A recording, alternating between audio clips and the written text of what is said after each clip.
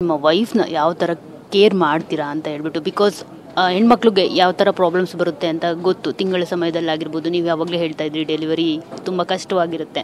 So ಆ ಸಮಯದಲ್ಲೆಲ್ಲ ಕಿಶೋರ್ ಅವರು ಯಾವ ಥರ ನಿಂತಿದ್ರು ಅವ್ರ ಜೊತೆ ಅಂತ? ಹಾಗಿಲ್ಲ, ಅದೇ ಜೀವವಾಗಿ ನೋಡಿದ್ರೆ ಸಾಕು ಅಂತ ಹೇಳ್ತಾರೆ, ಮನುಷ್ಯರಾಗಿ ನೋಡಿದ್ರೆ ಸಾಕು ಅಂತ.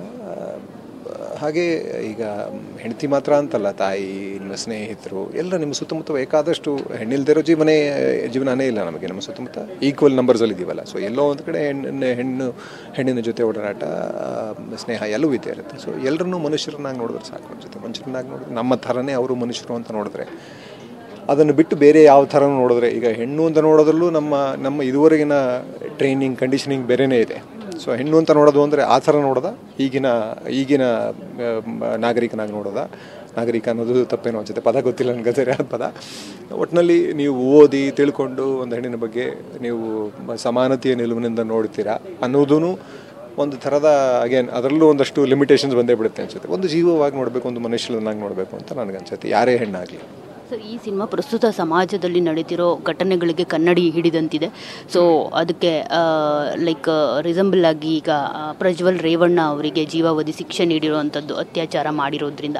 ಸೊ ಅದನ್ನು ಯಾವ ಥರ ನೋಡ್ತೀರಾ ಸರ್? ಅಂದರೆ ಪ್ರತಿಯೊಬ್ಬ ಹೆಣ್ಮಕ್ಳು ಕೂಡ ಇವಾಗ ಜಸ್ಟಿಸ್ ಸರ್ವ್ಡ್ ಅಂದರೆ ನ್ಯಾಯದ ಬಗ್ಗೆ ನಂಬಿಕೆ ಇರಲಿಲ್ಲ. ಈಗ ಏನಾಗಿದೆ ಅಂತಂದರೆ ಒಂದಷ್ಟು 2-3 ಕೇಸ್ಗಳನ್ನ ನೋಡಿದ್ಮೇಲೆ ಹೌದಪ್ಪ, ನ್ಯಾಯದ ಮೇಲೆ ನಂಬಿಕೆ ಇಡಬೇಕು, ನಾವು ನಮಗೆ ನ್ಯಾಯ ಸಿಕ್ಕೇ ಸಿಗುತ್ತೆ ಅನ್ನೋ ಒಂದು ನಂಬಿಕೆ ಬಂದಿದೆ.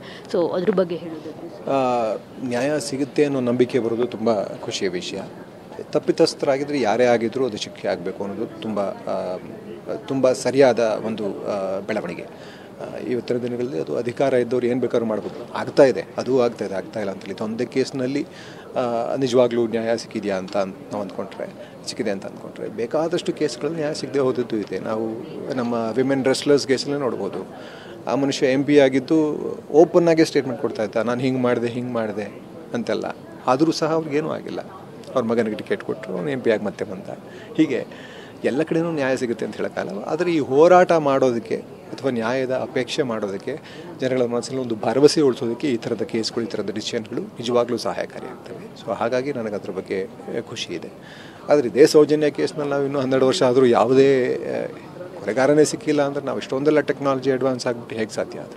ಸೊ ಅಲ್ಲಿ ವಿಚಾರಣೆಯ ಹಂತದಲ್ಲಿ ಎಷ್ಟೊಂದು ಲೋಪದೋಷಗಳು, ಎಷ್ಟೊಂದು ಮುಚ್ಚಿ ಹಾಕೋದಕ್ಕೆ ಪ್ರಯತ್ನಗಳು ಇವತ್ತಿಗೂ ನಡೀತಾನೆ ಇದೆ. ಇವತ್ತಿಗೂ ಅಷ್ಟು ದೊಡ್ಡ ಇದಾಗಿ ಒಬ್ಬ ಯಾರೋ ಕೊಲೆ ಆಗಿದೆ ಅಥವಾ ಏನೋ ಕೊಲೆ ಅಂದರೆ ಸಾವುಗಳಾಗಿದೆ, ನಾನು ಅಷ್ಟು ಹೆಣಗಳನ್ನ ಹೂತು ಹಾಕಿದ್ದೀನಿ ಅಂತ ಹೇಳಿದಾಗ ಫಸ್ಟ್ ರಿಯಾಕ್ಷನ್, ನಾನು ಸಿನಿಮಾ ಪೊಲೀಸ್ ಆಫೀಸರ್, ನನಗೆ ಫಸ್ಟ್ ರಿಯಾಕ್ಷನ್ ಏನಂದರೆ ಫಸ್ಟ್ ಹೋಗಿ ಅದನ್ನು ಹೂತಿರೋದನ್ನ ತೆಗೆದು ನೋಡಬೇಕು ಅಂತ. 20 ದಿವಸ ಮಾಡಲಿಲ್ಲ ನಾವು ಅಂದರೆ ನಮ್ಮ ವ್ಯವಸ್ಥೆ ಹಿಂದೆ ಇರುವ ಶಕ್ತಿಗಳು ಏನೇನು ಅಂತ ನಮ್ಗೆ ಅಲ್ಲೇ ಗೊತ್ತಾಗುತ್ತೆ. ಸೊ ಹಾಗಾಗಿ ಅಲ್ಲಲ್ಲಿ ಭರವಸೆಗಳು ಕಾಣಿಸೋದು ನಮ್ಮಲ್ಲಿ ಮನುಷ್ಯತ್ವದ ಬಗ್ಗೆ, ಜೀವಕ್ಕೆ ಬೆಲೆ ಇದೆ ಅನ್ನೋದ್ರ ಬಗ್ಗೆ ಒಂದಷ್ಟು ಭರವಸೆ ಮೂಡಿಸ್ತಾ ಹೋಗುತ್ತೆ.